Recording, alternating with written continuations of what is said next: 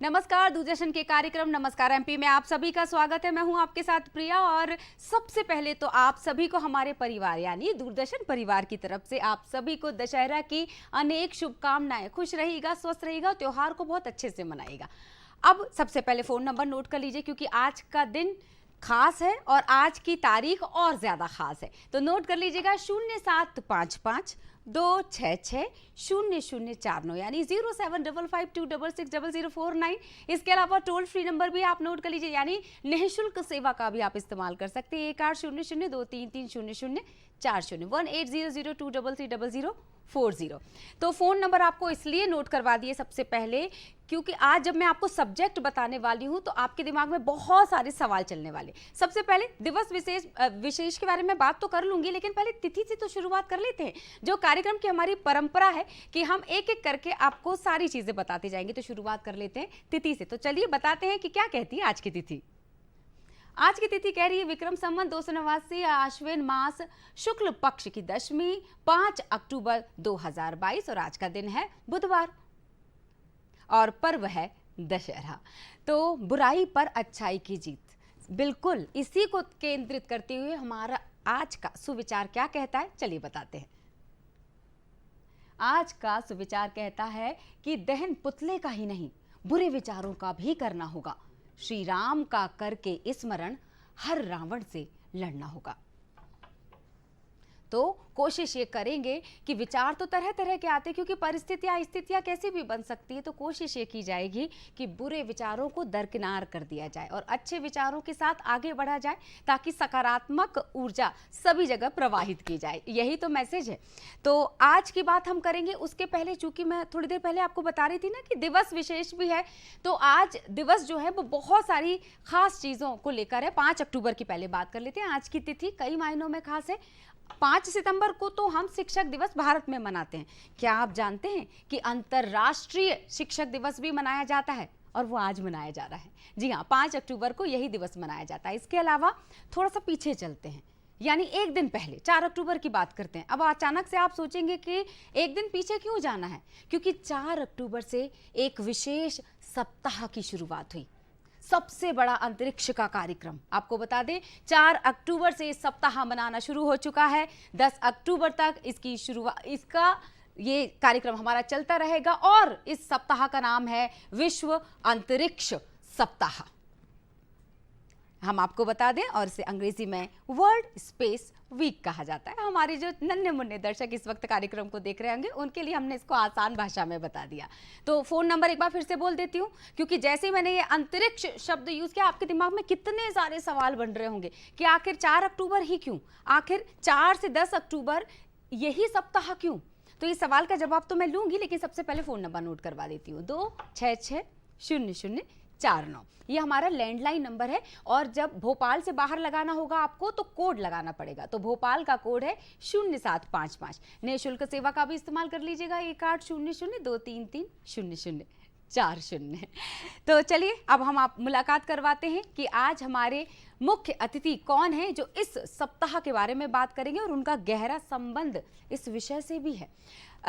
देर नहीं करते हैं और मुलाकात करते हैं साकेत सिंह कौरव साहब, क्यूरेटर डी एवं project coordinator incharge regional science centre Bhopal. बहुत बहुत स्वागत है साकेत जी। नमस्कार। नमस्कार। आपको पता है जैसे अंतरिक्ष शब्द आया बचपन में ना बहुत सारे मेरे जैसे बहुत सारे हमारे जो दर्शक इस वक्त कार्यक्रम को देख रहे होंगे उनके दिमाग में ये बात चल रही होगी जो हमारे बचपन में भी चलती थी कि हम भी अंतरिक्ष पर जाकर देखना चाहते हैं कि दुनिया कैसी दिखाई देती है। या फिर अमीर खुसरो की खूबसूरत सी जो पहेली है मेरे पास किसी ने भेजी थी और मैंने नोट कर लिया था क्योंकि कल से ही ये सप्ताह मनाया जा रहा है। एक थाल मोतियों से भरा, सबके सिर पर औंधा धरा, चारों ओर वो थाली फिरे, मोती उससे एक ना गिरे। याद आ गया ना, थोड़ा फ्लैशबैक में गए। तब हम सोचते थे ना कि काश हम भी वहां जाकर बैठे और देखें हमारी दुनिया कैसी है, हमारी पृथ्वी कैसी है। साकेत जी बहुत बहुत स्वागत है आपका। बहुत बहुत धन्यवाद हमारे आंचलिक विज्ञान केंद्र भोपाल को आपके साथ जुड़ने के लिए, इस खास पर्व में मौका देने के लिए बहुत बहुत धन्यवाद। ये पहली सुन के क्या आप भी अपने बचपन में गए थे? बिल्कुल बचपन में चला गया और मुझे रात्रि का वो आकाश जहाँ टिमटिमाते हुए न जाने कितने तारे, अगर हम उनको बहुत ही समुचित ढंग से कहें तो लगभग 10,000 तारे जो हमें नग्न आंखों से दिखाई देते हैं, हाँ। वैसा थाल अगर औंधा धरा है तो यानी रात्रि का आकाश काफ़ी वाकई में बहुत ही विस्मरणीय होता है। हमने बहुत लंबी यात्रा तय कर ली। इस कार्यक्रम की जब शुरुआत हुई थी, मैंने दर्शकों को एक छोटा सा सवाल छोड़ दिया था जिसका जवाब मुझे आपसे लेना है कि 4 अक्टूबर ही क्यों और 10 अक्टूबर ही क्यों, और उसके बीच के जो तारीखें हैं उनका क्या लेना देना है 4 से लेकर 10 तक में। जी, ये बहुत ज़रूरी बात है, हम सबको पता भी हो, और अगर नहीं भी है तो एक सप्ताह उस उत्साह के लिए है कि मानव जाति के विकास की यात्रा में अंतरिक्ष ने जो योगदान दिया है, और अंतरिक्ष विज्ञान, हम अगर आउटर स्पेस की बात करते हैं, यानी कि आप अर्थ की ऑर्बिट में जाते हैं या बाहर जाते हैं, तो आप देखते हैं कि ऐसे ब्रह्मांड आपके लिए क्या बेहतर कर सकता है। तो शुरुआत होती है मानव की ये कौतूहल मस्तिष्क की, मुझे लगता है ये तो अनादिकाल से है, हम आदि मानव के युग से भी तारों को निहार रहे हैं। हमारे जो भी पुरातत्व अवशेषों से हमें पता चलता है कि एस्ट्रोनॉमिकल ऑब्जर्वेशन का कुछ ना कुछ हमारा संबंध, जब तकनीक भी नहीं थी, टेक्नोलॉजी भी उस रूप में नहीं थी जैसा आज हमारे पास सहजता है। आपके दर्शक हमें बिल्कुल सीधा लाइव सुन पा रहे हैं इस वक्त, और हो सकता है वो प्रश्न भी पूछें कि ये दौड़ इतनी लंबी चली मानव जाति की, और फिर 1600 में एक ऐसा पल आता है कि गैलीलियो, जी हाँ, गैलीलियो गैलीलियाई अपना एक दूरबीन ऐसा वो ठीक करके बनाते हैं। दूरबीन तो पहले से भी थी, उसको टेलीस्कोप के माध्यम रूप में वो बनाते हैं। टेलीस्कोप का इस्तेमाल पहले युद्धों में होता था, लेकिन पहली बार ये जनाब उसको अंतरिक्ष में अपनी रात्रि के वो उसी औंधा धारा थाल को अगर हम बात करें तो उन्हीं टिमटिमाते हुए तारों को, ग्रहों को देखने का जो कौतूहल उनके अंदर रहा, उनने जब टेलीस्कोप पहली बार आकाश की तरफ मोड़ा और जो अध्ययन शुरू किया, पूरी समझ, सोच और एक नया दायरा ही बदल गया हमारा इस प्लैनेट अर्थ के बारे में। यानी हम पृथ्वी पे रहने वाले इतने विशाल बुद्धिजीवी प्राणी अपने आप को मानते हैं, लेकिन जब ब्रह्मांड की अथाह गहराई में हमने जब छलांग लगाना शुरू किया तो हमें ये बोध हुआ कि हम बहुत ही नगण्य हैं। और वो यात्रा इतनी अनवरत जारी है कि 1600 के बाद से बहुत परिवर्तन आए हमारी सोच में, समझ में। हमारा सौर परिवार कैसे बन रहा है, हम कितने ग्रह हैं, हमारे अलावा भी कितने सूरज हैं, और ऐसे कितने सूरज के अलावा आकाश गंगाएं हैं, तारे कैसे जन्म लेते हैं। लेकिन इसी दौड़ में हम देखते हैं कि कुछ होता है 4 अक्टूबर 1957 को। वो हम सबको एक झकझोर कर देता है, यानी हमें इस बात पे मजबूर कर देता है कि मानवता की जो छलांग है इतनी आधुनिक भी हो सकती है। वो है रशियन स्पेस प्रोग्राम के तहत स्पुतनिक 1 का लॉन्च।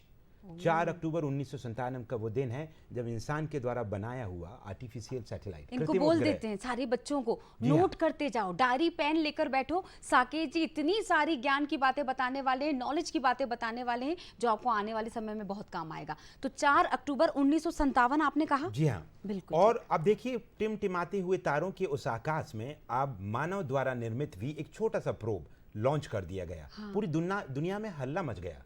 ये सोचने लगे लोग आखिर ये है क्या। जिस राष्ट्र ने उसको भेजा वो तो जानता था, लेकिन जो राष्ट्र उसका प्रतिस्पर्धा में थे उनके लिए तो ये चुनौती हो गई कि हमसे पहले अंतरिक्ष में किसने ये क्या भेज दिया। लेकिन उसका एक फेमस साउंड था, एक फ्रिक्वेंसी पे ब्रॉडकास्ट भी था, वो बीप बीप करके लगभग 90 मिनट में एक चक्कर लगा रहा था पृथ्वी के, और वो उद्गम होता है अंतरिक्ष की यात्रा का, मानव का अंतरिक्ष में पदार्पण का पहला कदम कह सकते हैं, आर्टिफिशियल सैटेलाइट के माध्यम से। और उसके बाद से तो रेस्ट इज हिस्ट्री। तो ये 4 अक्टूबर की जो डेट है हमारी विश्व अंतरिक्ष सप्ताह जो हम मना रहे हैं, ये संयुक्त राष्ट्र संघ ने 4 अक्टूबर को चुना कि ये पहला मानव द्वारा छोड़ा गया आर्टिफिशियल सैटेलाइट, जो कि एक ऐतिहासिक कदम है पूरी मानव जाति के लिए। कोई भी राष्ट्र हो, लेकिन विज्ञान और तकनीक, जो ज्ञान है वो तो पूरे समाज को कहीं ना कहीं समाज के भले के लिए, विकास के लिए, सोसाइटल डेवलपमेंट के लिए काम में आता है। और उसके बाद बहुत ऐसे पड़ाव आए, और फिर आपने 10 अक्टूबर की है आपकी ऑडियंस के लिए बात की, तो लगभग 10 साल बाद 1967 में अगर हम बात करें, तो 10 अक्टूबर के दिन यूनाइटेड नेशन ने एक ऐसा आप कह सकते हैं आम भाषा में एक रेजोल्यूशन पास किया कि हम आउटर स्पेस का यूज कुछ पीसफुल पर्पस के लिए, एक्सप्लोरेशन के लिए करेंगे पूरे राष्ट्र। उसका उद्देश्य सिर्फ विज्ञान और टेक्नोलॉजी के माध्यम से पृथ्वी पे जीवन को ठीक करने के लिए होगा, ना कि किसी राष्ट्र विशेष का स्वामित्व हो। इसे सरल भाषा में समझाने का प्रयास किया, इसलिए 4 से 10 अक्टूबर को जोड़ दिया गया। लेकिन उसके बाद से तो आप देखते हैं अंतरिक्ष विज्ञान अपने आप में कुछ नहीं है, ये साइंस एंड टेक्नोलॉजी और इंजीनियरिंग का एक समूचा एक समूह है जहां हम विज्ञान के माध्यम से, टेक्नोलॉजी के माध्यम से अंतरिक्ष का अन्वेषण करते हैं। और संयुक्त राष्ट्र संघ और पूरे देश, आज हम भारत गौरवान्वित होकर हमारे भारतीय अंतरिक्ष कार्यक्रम के बारे में हमें फख्र से कहते हैं कि पूरी दुनिया की उन गिने चुनिंदा राष्ट्रों में भारत अपनी कंधे से कंधे मिला के खड़ा होता है कि आज खुद उसका सबसे ज़्यादा विकसित राष्ट्रीय अंतरिक्ष कार्यक्रम है, जो अपनी खुद की लॉन्च व्हीकल से अपनी खुद की निर्मित सैटेलाइट्स को अंतरिक्ष में स्थापित कर पाता है और बहुत कुछ करता है। वो हम आगे आपसे बातें करेंगे। बिल्कुल, हम सब गौरवान्वित महसूस कर रहे हैं। आपने जब इतनी सारी जानकारी दी, मुझे भी दिमाग में चला गया कि 57 और उसके ठीक 10 साल बाद की तारीख जो जुड़ी थी 10 अक्टूबर, इसलिए वो 4 से 10 अक्टूबर हुआ था। अब चूंकि हमने शुरुआत में जब मैंने कहा कि अंतर्राष्ट्रीय शिक्षक दिवस मना रहे हो, जब गुरु की बात करते हैं तो और हम इस वक्त जो बात कर रहे हैं उससे जुड़े हुए अगर विज्ञान के जनक की हम बात करना चाहें और जिनकी वजह से इसरो, शायद हमने परिचय उन्हीं से किया, डॉक्टर विक्रम साराभाई साहब, तो कुछ उनके बारे में भी हम जानना चाहेंगे और वहां से उस सफर की शुरुआत के बारे में भी बताइए दर्शकों को। आपकी इन बातों से और ये जो माहौल बन रहा है अंतरिक्ष के ऊपर, तो मुझे भी गूज़बम्प्स आ गए हैं कि आपने जिनका नाम ले दिया, डॉक्टर विक्रम साराभाई, भारतीय अंतरिक्ष कार्यक्रम के सूत्रधार, और उन्हें जो सहयोग मिला उस वक्त उनसे भी बड़े वैज्ञानिक भारत में उस समय डॉक्टर होमी भाभा थे और उनके समकालीन और भी लोगों ने। लेकिन एक कहते हैं ना, हर इंसान के अंदर एक चाह होती है, एक संकल्प होता है, एक विजन होता है। उन्होंने जिस परिवार से वो थे, इतना औद्योगिक परिवार होने के बाद, एक अपने आप में सशक्त और एक बहुत ही वैभवशाली परिवार होने के बाद भी उन्होंने भारत के विज्ञान की अंतरिक्ष की यात्रा चुनी और कहा हमारे राष्ट्र को अगर दुनिया से कंधे से कंधा मिला के हमारे समाज के भलाई के लिए अंतरिक्ष टेक्नोलॉजी का यूज करना है, तो वो विजन उन्होंने उस समय से देखना शुरू किया। और ये कहना अतिशयोक्ति नहीं होगी कि भारत एकमात्र ऐसा राष्ट्र है जिसके अंतरिक्ष कार्यक्रम की जन्म से ही उसके विजन में, उसके लक्ष्य में अंतरिक्ष का अन्वेषण समाज के विकास और सुधार और उसमें सहयोग के लिए ही था। और ये डॉक्टर साराभाई के खुद की अपनी विचार थे। बिल्कुल। और भारतीय अंतरिक्ष कार्यक्रम का उन्हें जनक कहा जाता है, क्योंकि उनके ही मार्गदर्शन में आज जो इसरो एज ए संस्था जो हमारी है, इंडियन स्पेस रिसर्च ऑर्गेनाइजेशन, भारतीय अंतरिक्ष अनुसंधान संगठन जो काम कर रहा है, उसकी शुरुआत होती है। वो दिन आप सब नोट कर सकते हैं, 21 नवंबर 1963 जी। इसरो का जन्म उस समय नहीं भी हुआ था, लेकिन भारत ने थुम्बा से पहला रॉकेट, साउंडिंग रॉकेट था एक प्रकार से, वो नाइक अपाचे रॉकेट था, जो अमेरिकन स्पेस प्रोग्राम और रशियन स्पेस प्रोग्राम के दोनों के सहयोग से, देखिए दोनों विश्व महाशक्तियां भारत को सहयोग से दे रही हैं। और हमारे उस सहयोग को विजनरी हमारे दूर ले जाने वाले कौन है? डॉक्टर होमी भाभा, और उनके सपोर्ट के साथ भारतीय अंतरिक्ष कार्यक्रम के जनक जो कि विश्व शिक्षक दिवस के उपलक्ष्य में डॉक्टर विक्रम साराभाई, और वो लॉन्च होता है थुम्बा से। और उसके बाद भारत की वही शुरुआत होती है जो पहला आर्टिफिशियल सैटेलाइट 4 अक्टूबर 1957 को लॉन्च हुआ। उससे कम वो हमारे लिए महापर्व नहीं था कि अपनी ही धरती से हमने जो रॉकेट बनाया और वो रॉकेट लॉन्च हुआ नाइक अपाचे। उसके बाद से तो पूरा फिर इतिहास गवाह है कि भारत के अंतरिक्ष कार्यक्रम ने कितनी द्रुत गति पकड़ी और कैसी चुनौतियों और संघर्ष के बाद आज पूरे विश्व के सामने अपने आप को one of the greatest agencies, एक ऐसा संस्थान के रूप में कर दिया जो अंतरिक्ष में ही नहीं, अंतरिक्ष के दोहन को मानव जाति के विकास में और समाज के विकास में योगदान देने के लिए विभिन्न टेक्नोलॉजीज का इस्तेमाल कर रहा है।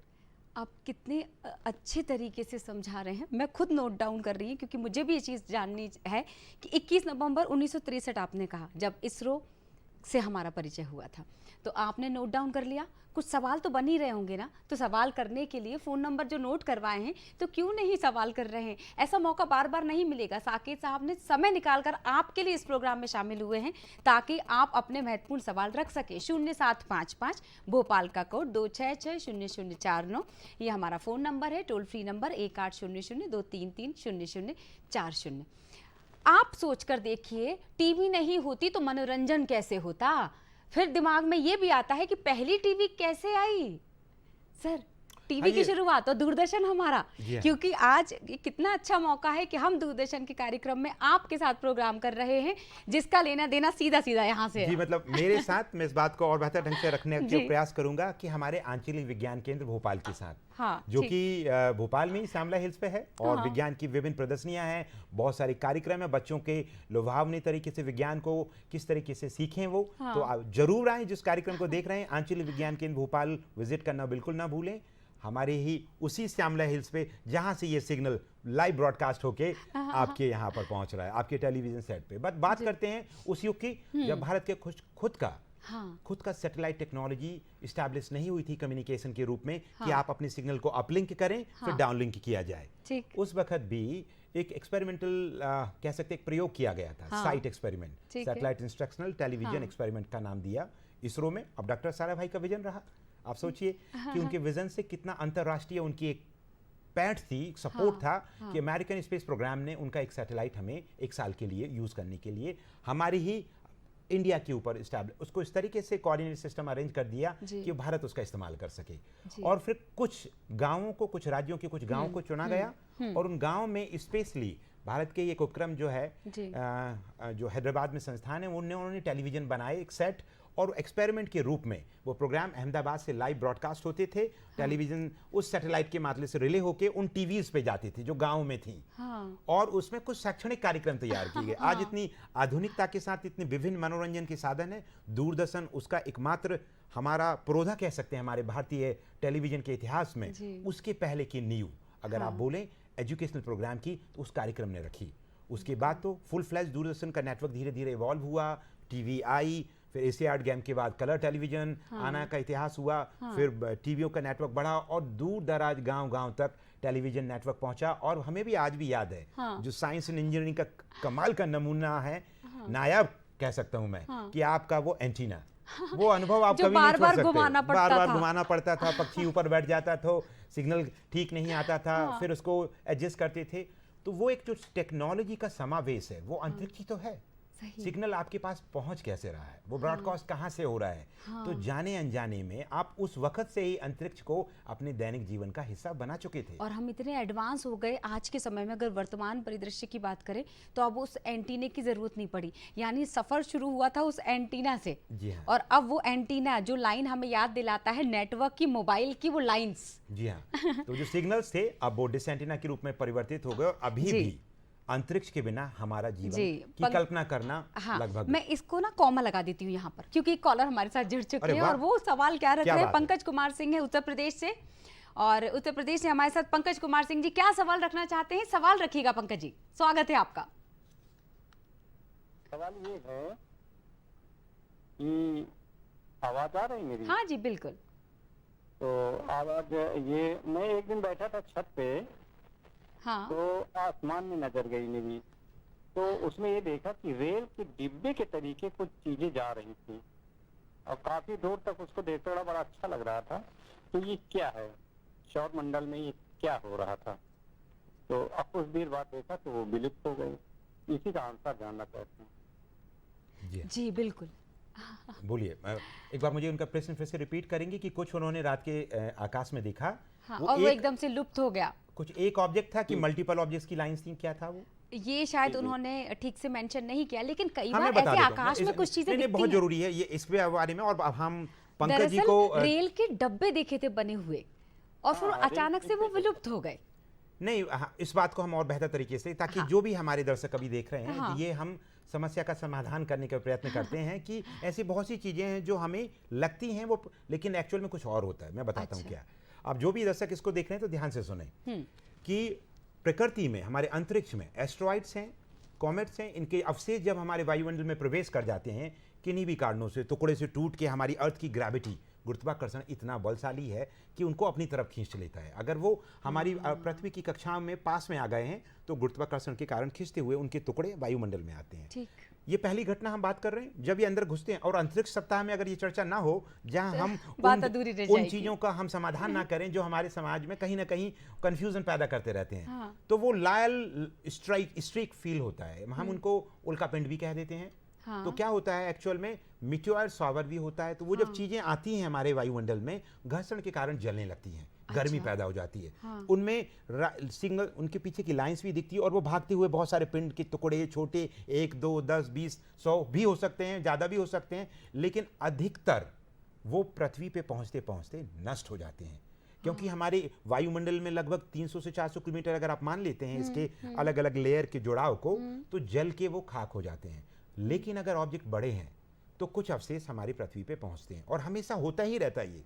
ये कोई नई बात नहीं है। अगर मेरे और आपके घर के ऊपर, और हो ना कि हमारे सिर के ऊपर, जब तक गिरेगा नहीं तब तक हमें नहीं लगेगा कि वो चीजें गिर रही हैं। ऐसा होता रहता है। अब ये चीजें हो गई वो जो कि प्रकृति में उपलब्ध है, ब्रह्मांड से हमारी तरफ आ रही हैं। लेकिन अब रात में आपको कुछ तारा टूटा हुआ दिखता है। कई लोग कहते हैं कि कुछ तारा ऐसा चल रहा है, दरअसल तारे नहीं होते। वो तारे कभी टूटते नहीं है। वो एक हमारी उल्का पिंड या हमारे इन टुकड़ों से, ये लाइट के जो हमें अवशेष दिखते हैं रात्रि आकाश में, हम उनको लगता है कि तारा टूटा, और उससे जुड़ी हुई कई संस्कृतियों में दुनिया भर में कुछ ना कुछ उससे कहानियां जुड़ी हैं। लेकिन उसका वैज्ञानिक पहलू ये है। दूसरी बात कि जब किसी गोल स्टार जैसे ऑब्जेक्ट को आप चलते हुए देखते हैं आकाश में, तो वो इंटरनेशनल स्पेस स्टेशन होती है अधिकतर। 2001 के बाद से अंतर्राष्ट्रीय अंतरिक्ष स्टेशन, जिसे कई राष्ट्रों ने मिलकर बनाया है, अमेरिकन या रशियन प्रोग्राम के अलावा यूरोपियन, कैनेडियन, जापान, इन सब ने सहयोग से बड़े स्तर पे बनाया है। उसका एक फुटबॉल फील्ड के बराबर वो चौड़े हैं उसके सोलर सेल विंड्स, और आप देखेंगे सोलर पैनल की बात कर रहा हूँ, उसके बहुत सारे मॉड्यूल, और वो इतनी बड़ी स्टेशन जब गुजरती है लगभग 450 से 500 किलोमीटर ऊपर रहती है हमसे। वो पृथ्वी के चक्कर लगाती है हर 90 मिनट में एक, और 2001 के बाद से जब से वो कंप्लीट हो गई है तब से वो अनवरत यात्रा कर रही है। 3 से 6 महीने लगभग हमेशा 3-3, 6-6 एस्ट्रोनॉट उस पर रहते हैं, और वो उनकी ड्यूटियां चेंज होती रहती हैं। और हमारी भारतीय मूल की कल्पना चावला भी स्पेस शटल मिशन से उसमें भी जा चुकी हैं, और उसके बाद भारतीय कनेक्शन जिनसे कहें, भारतीय मूल की भले ही ना हो, लेकिन भारतीय कनेक्शन, उनकी फादर तो भारतीय थे, सुनीता विलियम्स, वो तो उसमें उनका रिकॉर्ड है बहुत लंबे समय तक रहने का। और वो स्टेशन हमें ऐसा लगेगा कि बहुत तेज जा रहा है, और वो एक्चुअल में स्पेस स्टेशन है। कभी कभी आपसे बात करके ऐसा लग रहा है कि मैं अंतरिक्ष की यात्रा कर रही हूँ। बिल्कुल ऐसा लग रहा है कि वो किताबों से निकलकर शब्द व्यवहारिक आपके रूप में आ गए हैं। बस मैं 20 सेकंड में और क्विकली इसको खत्म करता हूं ये वाले सवाल को, क्योंकि बहुत से बच्चों में ये रहता है मन में, ये क्या देखा। और ये तो हो गया उसके जैसे सैटेलाइट स्पेस स्टेशन में, या दूसरे सैटेलाइट हैं, या कभी एक कॉलर हमारे साथ जुड़ गए नरसिंहपुर से, कमलेश कुमार कौरव जी सवाल रखने वाले। कमलेश जी जल्दी से सवाल रखिए। कमलेश जी अनुरोध करूंगी टीवी का वॉल्यूम कम कर दीजिए, अपने सवाल को प्रमुखता से रखिए। जी साकेत सर नमस्कार। नमस्ते जी, नमस्कार। सवाल रखिए। जी मेरा ये सवाल था, बताते हैं कि जो तारामंडल में तारे हैं वो हमारे जो सरफेस है उससे बहुत दूरी पर है। तो उसकी जो रोशनी है धरातल तक पहुंचने में मतलब कितना समय लेती होगी आपके अनुमान से या साइंस की जो भाषा है उसमें? जी, आप कहाँ से बात कर रहे हैं? नरसिंहपुर में? नरसिंहपुर करेली से। करेली से, मतलब नरसिंहपुर जिले के करेली शहर से हमारे साथ। बहुत बहुत धन्यवाद आपका हमसे जुड़ने के लिए और बहुत बेहतर प्रश्न रखने के लिए। तो चलिए आपके प्रश्न का हम उत्तर जरूर देते हैं, और हम ये कोशिश करते हैं कि जो समय सारणी हमारे पास है उसके अंदर हमें ये जवाब देने हैं। तारे अनंत हैं, मतलब अगर हम अंतरिक्ष की उम्र की बात करें तो 14 बिलियन यानी 14 अरब वर्ष तो उसकी उम्र हो चुकी है। और वो उम्र हो चुकी है मतलब नहीं है कि वो बूढ़ा हो रहा है। ये जितना हम ब्रह्मांड को समझ रहे हैं आधुनिक टेलीस्कोप्स के माध्यम से, जो छवि कुछ इमेजेस हमारी बात करते हुए इस टेलीविजन पे दिखाई जा रही हैं, वो सबसे आधुनिक स्पेस टेलीस्कोप जो है American and European space agency के तत्वाधान में, वो जेम्स वेब स्पेस टेलीस्कोप की लेटेस्ट इमेजेस दिखाई जा रही थी। तो मैं ये बताना चाहूंगी कि तारे हमारी आकाश गंगा में लगभग 100 बिलियन है, यानी 100 अरब से भी ज्यादा, और ऐसी 100 अरब से ज्यादा आकाश गंगाएं हैं। यानी आप जितना ब्रह्मांड को बेहतर समझते जाएंगे इसकी उम्र भी बढ़ती जाएगी, क्योंकि हम जितना खोजेंगे हमें उसकी विस्तार विशालता का अनुभव होगा। और तब और ये भी अनुभव होगा हमें सेल्फ रियलाइजेशन में कि हम कुछ भी नहीं हैं उस विशाल ब्रह्मांड के आगे। तारे हमसे बहुत दूर दूर हैं। हमारी खुद की आकाश गंगा में हम रात को जो तारे देखते हैं लगभग, जैसे मैंने पहले भी बोला कि लगभग 10,000 तारे, लगभग 10, बिना किसी टेलीस्कोप या बाइनोकुलर का आपके आंखें अगर ठीक ठाक हैं तो आप देख सकते हैं, लेकिन इनकी दूरियां प्रकाश वर्ष में नापी जाती हैं। पृथ्वी के सबसे करीब का तारा सूर्य है भाई साहब, इसको गलती नहीं करिएगा आप सब। सन है, लेकिन अगर हमारे सौर परिवार से थोड़े बाहर जाते हैं तो प्रोक्सिमा सेंचुरी है जो 4 से लगभग 4 प्रकाश वर्ष के आसपास है। वो जो एक तारा नहीं, 3 तारे हैं अगर आप टेलीस्कोप से अध्ययन करते हैं। ऐसे तारे जितने दूर जाते जाएंगे आपसे, इनकी दूरियां अलग हैं। अब ये जितने दूर हैं, और मैंने प्रकाश वर्ष कहा है, यानी प्रकाश को वहां से हमारे तक आने में उतने वर्ष लगते हैं। तो आप जो भी तारे देखते हैं वो आज के नहीं हैं। जितने वो दूर हैं, वो प्रकाश उतना पुराना है। अगर आप 5000 वर्ष पुराना प्रकाश वर्ष का तारा देख रहे हैं, तो वो प्रकाश 5000 वर्ष पहले निकला है। अब तारे का जिक्र चल रहा है, तो थोड़ा सा इनकी हम चीज़ों को दुरुस्त कर देते हैं। वो इसलिए कि हम बातें तो साइंस की कर रहे हैं, लेकिन इनकी ना भावनाएं भी जुड़ी हुई हैं। तो अगर तारा भले ही टूट जाता है, जिसका इन्होंने सच बात बता दी कि वो दरअसल टूटता नहीं है, लेकिन आप फिर भी मांग लीजिए, क्योंकि ये मैंने सुना है कुछ लोग जब तारा टूटता हुआ देखते हैं तो कुछ विश मांगते हैं।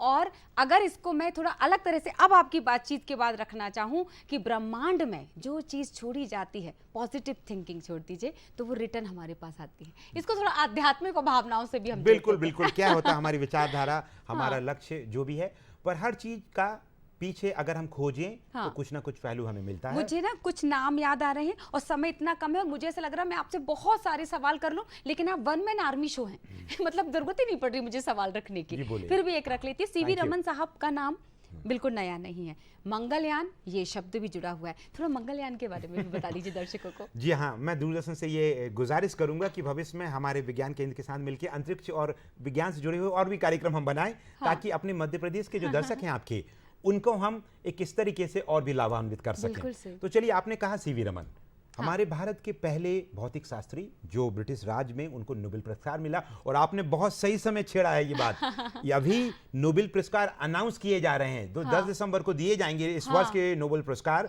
उनका अनाउंसमेंट हो रहा है कि इस साल किस किस को मिला है। भौतिकी के लिए 3 लोगों का अनाउंसमेंट हो चुका है। उनका कहीं ना कहीं संबंध क्वांटम भौतिकी से है। चलिए, वो आप ढूंढिएगा। सीवी रमन बहुत ही इंपॉर्टेंट डिस्कवरी के लिए, रमन इफेक्ट जिसे कहते हैं, उनके काम के लिए मिला। आपने मंगलयान कहा। अब चलिए हम पृथ्वी की कक्षाओं से बहुत जल्दी से बाहर निकलते हैं। ठीक है।